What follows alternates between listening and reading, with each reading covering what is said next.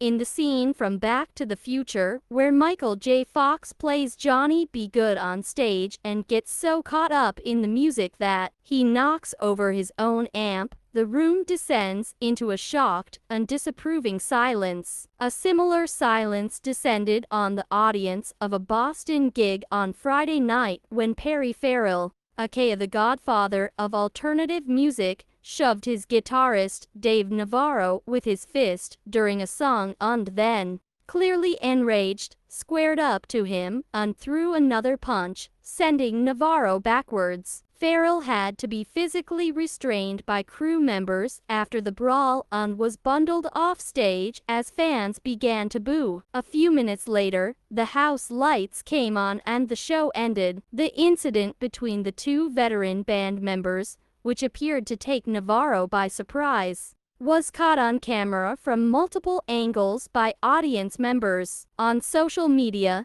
fans who had attended the gig to see the newly reunited Jane's Addiction on tour reported that problems started during an earlier song when Perry allegedly shouted at Navarro. Witnesses said they continued throughout the set, which one fan pointed out included a song ironically entitled Summertime Rolls. On X, a videographer who said he'd attended the show tweeted that Perry had a huge bottle of wine with him all evening. Farrell, 65, began his career in the American post-punk band Psy-Com in the 1980s, before becoming the lead singer of Jane's Addiction. The band, which created its own unique blend of psychedelic rock, punk, and heavy metal music, had an acrimonious breakup in 1991. For years, Eric Avery, a founding member, repeatedly refused to take part in reunion tours but rejoined the band after a 12-year hiatus in 2022. However, Navarro, now 57,